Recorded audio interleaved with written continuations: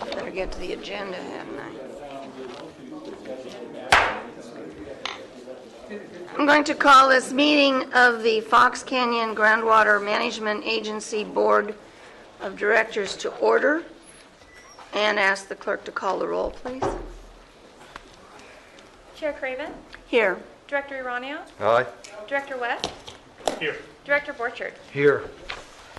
Director Iranio, could you lead us in the pledge, please? Thank you. Please stand with me. Place your hand over your heart. Say along with me. I pledge allegiance to the flag of the United States of America and to the republic for which it stands, one nation, under God, indivisible, with liberty and justice for all. Thank you. The agenda review? No changes? No changes, okay. Public comments. Is there anyone who would like to talk to us about an item that's not on the agenda?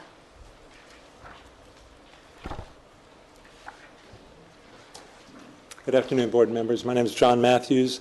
I just want to take a couple minutes and advise you and advise the board and staff that a group of landowners on the Oxnard Plain and the Pleasant Valley Basin have gotten together and are in the process of forming a corporation similar to what LPUG has done and what the old Oxnard Plains User Group did to help in the development of the GSP that you're going through. We know that there's a pretty severe time crunch on this, 1 year, and so we felt it was in our best interest to form a group so we can respond and work together with you. The group is made up of landowners at this point in time that may not be exclusively landowners. We have not yet formed the corporation, although we're in the process of forming the corporation at this time. We've had several public meetings on this that have been very well attended by people, and we have selected a steering committee that will govern initially how we go about our business. And we hope that we'll be able to do similar to what Mr. Iranio does, Director Iranio does with LPUG, where we give you a monthly update on where we're at. Hopefully we can work with staff and get input from staff, and we can give input back.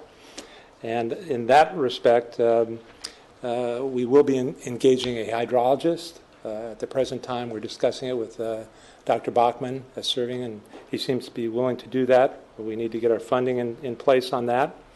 I know that you have appointed a TAG committee, and I think Dr. Bachman is an alternate to that committee. I'm not sure what that means. I don't know if that means he has the opportunity to speak or whether he just sits there and listens and brings back. But if it's possible and you have a public member, I would encourage you, and the steering committee would encourage you to consider Dr. Bachman based upon his experience and background in this area to sit on that TAG committee.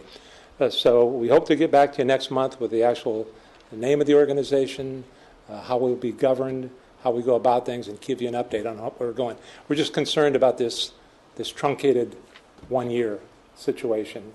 We're doing this pretty fast and on the fly, and we will try and keep staff and your board updated as we go about. And if there's any questions, I'd trying to answer. Questions? No. Great, thank you. Does your group have a name? Not yet. It's probably going to be something really sexy, Oxnard Pleasant Valley group. So we came up with some interesting ones, but you probably don't want to hear. But we're going to stay with the more, I think, pedestrian and. Is that OPUG or OPUG? I don't know. It's probably OVA. I don't know. I don't know what it is. So anyway, we'll keep you posted on that. Thanks. Thank you, John. Anybody else? Okay, board member comments. No board member comments? A quiet group. Consent calendar, which just consists of the minutes. Is there a motion? So I'll make a motion to approve the minutes. There's a motion and a second to approve the consent calendar. All in favor? Aye. Any opposition? Motion carries unanimously.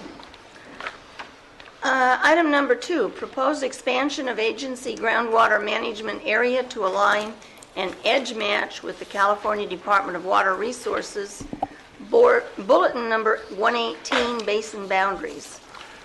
Before you begin the presentation, Gerhard, I'd like to make a suggestion. After discussing this with Mr. Clifford and examining the board memo, the maps, the other material, particularly in light of the new boundary regulations adopted last week by the state, which aren't part of this analysis, it seems to me that this presentation is premature and fails to take into account quite a number of elements that are necessary both under the regulations as well as under SGMA. I think it's premature. At the risk of stepping on your presentation or cutting the meeting short, we wouldn't want to do either of those things. My suggestion is that this go back to staff and the staff bring it back with a more complete analysis and more complete options for the board to consider, because the options in the board memo are far too narrow given the current state of the law. Tully, how do you feel about that proposal? Chair Craven, we'd be quite comfortable to do that, and I think we'd also want to embrace one of the cornerstones of SGMA, and that is to really reach out to the stakeholders, the other local agencies that have the potential to be involved with this, to make sure that we have a broader process in place to be able to bring back a series of options other than those that are presented in the report. Is there any objection? I was trying to listen carefully there. The suggestion that you come back with broader options, that these are too narrow, is that do you agree that the options are too narrow, or you've recommended these options? Is there? No, I agree that there are other options that could be evaluated. In discussions with staff from the Department of Water Resources as well as the State Water Quality Control Board, that with the regulations just coming out last week, there's different interpretations depending upon who you speak to in those organizations regarding the boundaries, regarding, in some cases, which organization should be involved from a local agency perspective. So I think we need to explore that further with the local agencies as well as the two state departments. So the only fine-tuning, I'm fine with delaying it, I'm fine with them reaching out to everybody else. I just want them to give us their best recommendation or their best set of options. If after all those discussions they say it needs to be narrower, I want it to be I just don't want to presuppose. I'm not prejudging anything, Yeah, right. But again, I think there's more to the process than we have prepared today. I'm fine with that. Good. So as long as I want to make sure it's your best recommendation that you give us, not, oh, we've been directed to give you more than what we think. I want to know what you guys think. We might still go broader as we do that. Absolutely. Okay, I think what we've done is we perhaps replied in haste to not a direction, but a recommendation from DWR to look at the boundaries. I'll just comment that this right here is one of the reasons why last meeting, I said I think we shouldn't rush into things, because as they develop all of these regulations for the various things, if we're one step ahead, it's a whole lot of staff work that goes into something, and then you got to redo it. And so I think we need to be careful of that as we're rushing to meet our 1 year, which isn't a 1 year deadline, it was a 2-year deadline, it was a self-imposed 1 year deadline. Okay, that's my only comment, but if there's no objection, then we will delay this to a future meeting. Item number 3, North Pleasant Valley Groundwater Desalter Treatment Made my job easier this afternoon. Facility I think. Report. At this point, Chair Craven, we have nothing further to report regarding the desalter. Okay.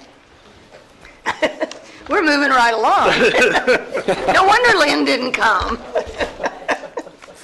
Item number 4, adoption of the 2014 Integrated Regional Water Management Plan prepared by the Watershed Coalition of Ventura County. Do we have the staff report on that, please? Yes, we do, Chair Craven. I'll be introducing Lynn Rodriguez, who will be giving the presentation today. Several years ago, in 2006, your board adopted this integrated regional watershed management plan. A new plan has been created. Today, your board is being asked to adopt that plan, and that'll be done through a resolution, and also direct the executive officer to file a notice of exemption, which is required. So with that, I'm going to sit down, keeping with the trend, and let Lynn speak. Thank you. Good afternoon, Chair Craven, members of the board. I'm happy to be the single item today, it looks like, but I will keep my comments as brief as possible. Thank you for the opportunity to address you on the Integrated Regional Water Management Plan, which your board adopted back in 2006. And I just want to give you a little bit of background on what the IRWM plan is, if you're not familiar with it, and how it relates to the activities of the GMA. So I'll be covering the topics of what is integrated regional water management, if you hadn't heard the term before, what is a plan and why do we need one, what are the areas defined in an IRWM region, what are the benefits of a plan and adoption of the plan, and what have we been able to do locally with the funding that we've gotten that was leveraged by having a plan, and then what are some future funding opportunities that will help enable and facilitate some of the work that you're doing. So, first of all, to start off, what is integrated regional water management? It is kind of a new paradigm that started back in 2002 with the adoption, or the drafting of the legislation, which became Proposition 50 back in 2002. The voters approved that, and that launched us into a little bit of a new realm. And it helped us build on a successful track record in the county of integrated. We're already doing a lot of these things, so we just jumped right on board. Sue Hughes is the one that really wanted to take the opportunity and make this work for our county. It provides us an opportunity to access funding from the state and to work together, to continue to work together in the realm of water management. So this is a graphic that I like to show because really there's nothing that's not part of IRWM. It's a very comprehensive approach at water management, and the kitchen sink isn't on there, but just about everything else is. There's a lot of interconnectivity, as of course you well know in this room, that there's a lot of these things that work together and that you touch upon in the work that you do.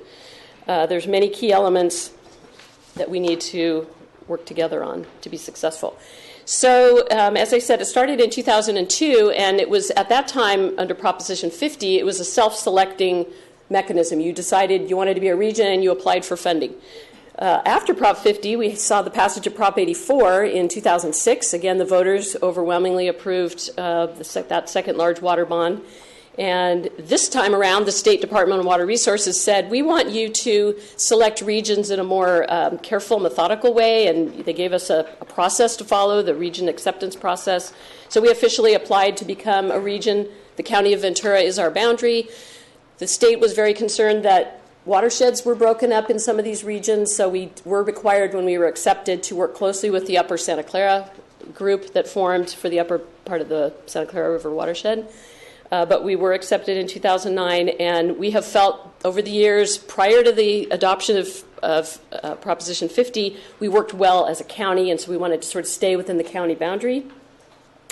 There are now 48 accepted regions in the state of California. Some of them are multi-county regions, like the North Coast has 7 counties, I believe, and then some are portions of a county, like Los Angeles County has different IRWM regions they participate in. This just shows you the breadth and depth of our stakeholder process. We have many organizations, over 300 on my emailing list. I'm the project manager for the Watersheds Coalition, which was formed to be the regional management group. So we actually are housed at the County of Ventura, but the program is really managed by all the entities, and the GMA is actually a member of that, of the Watersheds Coalition. So this shows you the types of entities that are participating and have been since 2002. This is our governance structure. We have the general membership, which is open to anyone that wants to be a member, and we add you to the list, and you're welcome to come to meetings. We have a steering committee of the two representatives of each of the 3 watershed committees, and then the 3 watershed committees operate fairly independently to address the needs that are unique to their watershed, and then come back up through to to the top. And this is required by the state now. In order to get funding, the money has to flow through WCVC to get IRWM grant money, and the decision-making rests with the general membership. They're the final decision. So what is an IRWM plan? It includes all those things that you saw at the beginning on that crazy graphic. There's a lot of things in there. We talk about groundwater management, water supply reliability. We talk about salts. We talk about surface flows. We talk about habitat restoration, flood management. It's all in there. Watershed management. So it's a really comprehensive document. This last one that we just did is over 900 pages, which includes a lot of specific information about each watershed. But we cover it all. The cornerstone of the plan are the objectives, the 6 things, which I'll go over in a minute, that are the blueprint for us to go forward and pick projects, all the implementation and action strategies, how we coordinate with one another. As you can imagine, with so many stakeholders, we have about 60 very active organizations that participate, and that's a lot of players to be involved. We have to talk about where we get funding, how we're going to fund what's in our plan, not just with the state's grant money, but other sources of local funding and other state, federal funding. And then a long-term perspective. This isn't just for the next 5 years. It's supposed to look out a 20-year horizon. So as I said earlier, in 2006, we adopted the first plan. That was the first time anybody had written a plan. I mean, we were all doing it for the first time. Your board adopted that plan. And because of the plan, we were able to access $25 million for 11 projects in the county. So that was our first foray into IRWM. Then when the voters approved Prop 84 back in 2006, the state came along with some slightly different standards and guidelines, which then required us to redo our plan. We received $1 million in planning grant funding. The money's broken into planning and implementation. And for planning, we received $1 million, which funded the update to our 2006 plan to meet the new standards, but also 4 focused studies. And before I get to the focus studies, I wanted to point out that the GMA staff are very involved in, and have been very involved in, the planning efforts that we've had since the beginning, conveniently located right downstairs from my office and the CEO's office. We work very closely on all sorts of aspects of the plan. And the focus studies actually are really an important part of the planning effort, and 3 of the 4 focus studies that were funded with that money have helped us drive the direction of different kinds of projects that we want to implement. You're probably very familiar with the regional groundwater flow model, which you have helped fund, that United Water Conservation District did, Phase 1, and they're, I believe, in Phase 2 currently. And that information really helps inform anything from best locations for recycled water projects to aspects of the GRAPE project, brackish water desal. Those are all things that we can better understand through the regional flow model. Also, there was a biodigester feasibility study up in the Ventura River watershed that's due largely to all the horse waste, so it's a water quality project. And then the other 2 are also related to the GMA, the Lower Santa Clara River Salt Nutrient Management Plan, which I'm sure you've heard about, that the regional board adopted a couple weeks ago, which enables us to move forward with a lot of recycled water projects. And then the Las Posas Conjunctive Use Study, Phase 2, which is also a groundwater study and helps us identify the best places to do brackish water. Could you fill me in a little bit more on the biodigester feasibility study? Yes, that was an effort, and it was actually a group of folks in the watershed that got together and said, we've got this issue, we really want to get our handle on it, we want to study how much of the horse waste and other biological material is causing problems in the watershed. So they did a feasibility study to determine where are the sources of the waste and what's the best way for that to be, what would be the best location for a facility, a biodigester. And the Watershed Protection District actually was the lead on that study, working with the consultant. I believe that the outcome, it's not necessarily cost effective to put something actually in the watershed, so I think they're looking at some other sources or other locations for that. So those studies have helped inform how we pick projects. These are the 6 objectives of the plan. I won't read them all, but it covers pretty much everything you can imagine, from protecting water quality, enhancing supply, getting ready for and adapting to climate change, habitat restoration, flood management, recreation. Those are all important aspects, and they all relate to one another. And when we pick projects that we ask for funding from the state for, we are always looking for multiple benefits. So can we maybe address 3 or 4 of these objectives in one project? And that's really, again, kind of the cornerstone of IRWM is integration and finding cost-effective multi-benefit solutions to our water resource issues. The other aspect of an IRWM plan is the state requirement for us to look at a set of resource management strategies as the tools in the toolbox for us to address our issues. And there are 5 that I listed here that are pretty germane to everything that you do here. Some of the others relate indirectly, but I wanted just to highlight that these are specific things that we had to address in our plan. And many of the projects that we select are driving at these objectives and these strategies. So, and then we'll see some future funding that I'll mention later that will help us to get there as well. So what are the benefits of adopting a plan? Why should you adopt the plan? Well, you adopted it last time, and we're able to leverage, in Prop 50, we're able to leverage the $25 million that we received. The GMA hasn't received direct funding, but I believe receives benefits from many of the projects that are implemented with that funding. So obviously access to grant funding is an important part of adopting the plan, and being part of a coordinated regional management effort. That's also important. We're seeing, I think, with the development of GSAs and GSPs, that there's going to be a lot of coordination there as well. It's an inclusive process. Our doors are open to everyone. We are supposed to look at benefits for Native American tribes and for disadvantaged communities. So whenever possible, we try to look at those possible participants in our projects. It provides a forum. We have regular meetings. We talk about a lot of issues, especially at the watershed level. Our watershed meetings are very robust discussion about everything that's going on and gives everybody a chance to network and find out what each other is doing. And that, participating in the plan and the process itself, it's not just the plan, it's the process that are important. And some community engagement from members of the public that participate. So what have we done with our plans? What has our plan leveraged for us?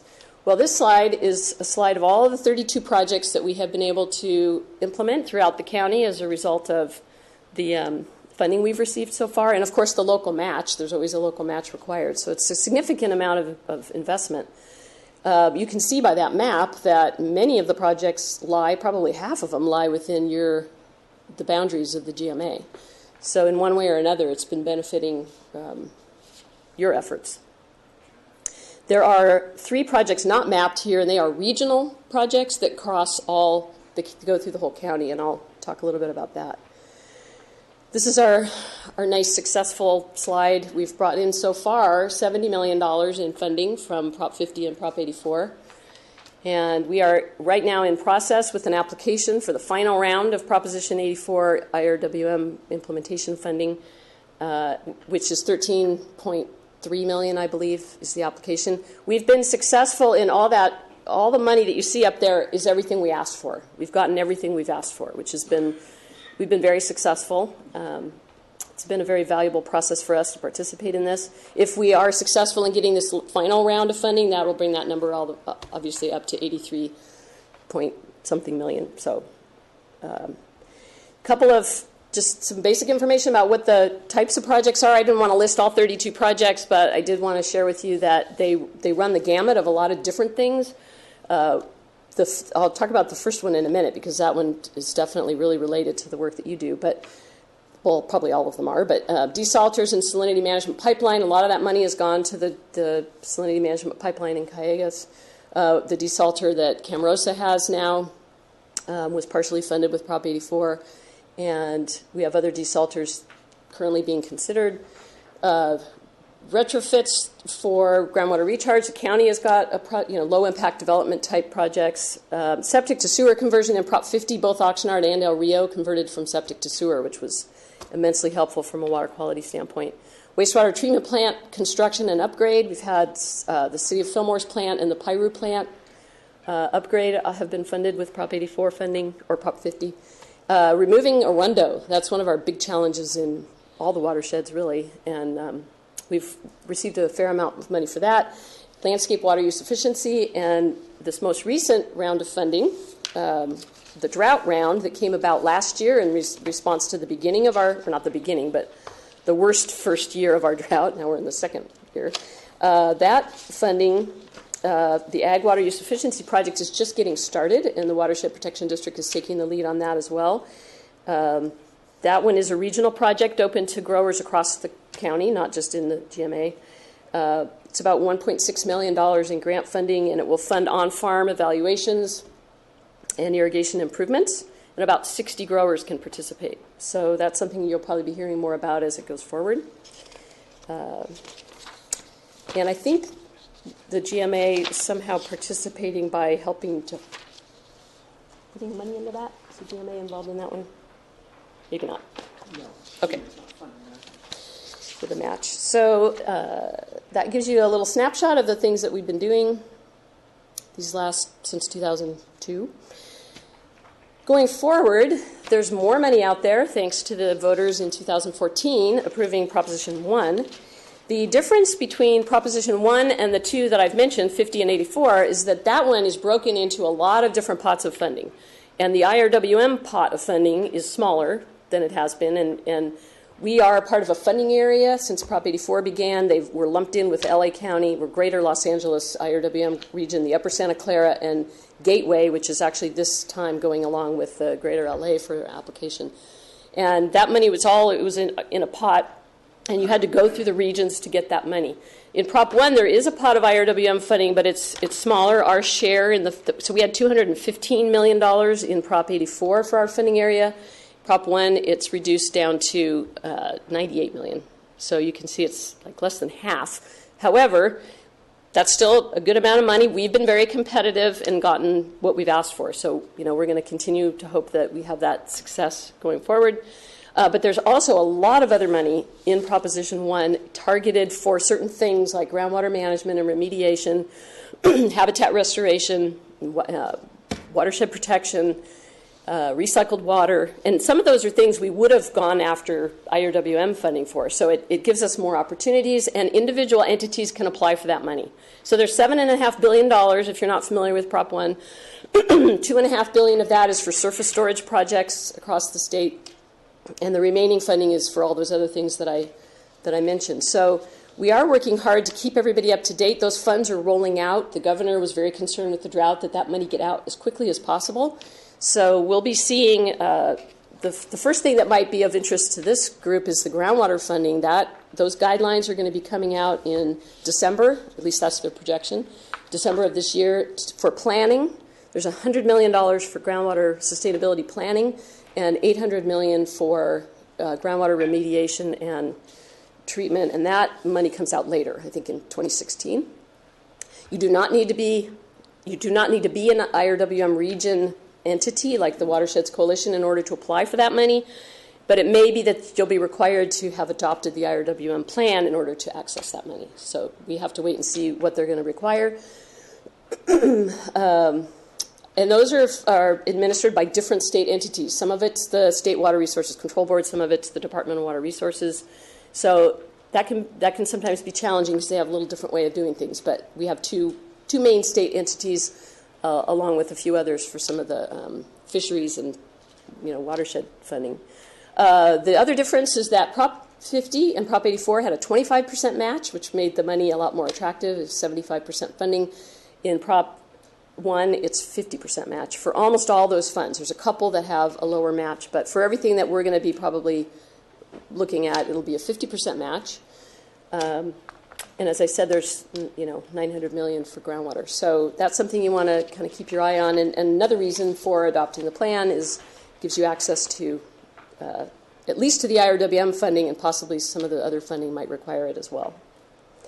So that concludes my comments. If anybody has any questions about the plan and how it benefits, and I didn't mention that there is a relationship between the development of the GSPs and the IRWM plan, which is more of an umbrella, and the GSPs help carry out. I mean, they weren't anticipated when we wrote the plan because the legislation hadn't passed yet, but I see them as being very connected, and our stakeholder group is going to be talking about the development of the GSPs in each of the watershed committees. Any questions? Any questions? You must have done a great job. Sorry, I wasn't looking at my time. Okay. Whoop, there it goes. The final slide with the recommendations just appeared and disappeared, but it's in your board letter.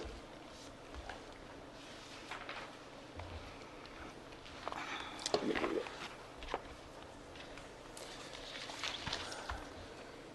So, staff recommends that your board approve the attached resolution and direct the executive officer to file a notice of exemption.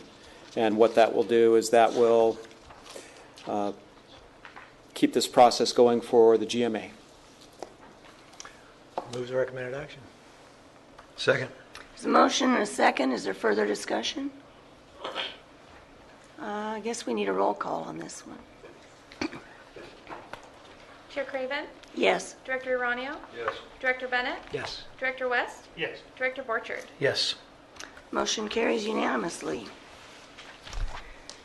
That gets us down to Executive Officer's report.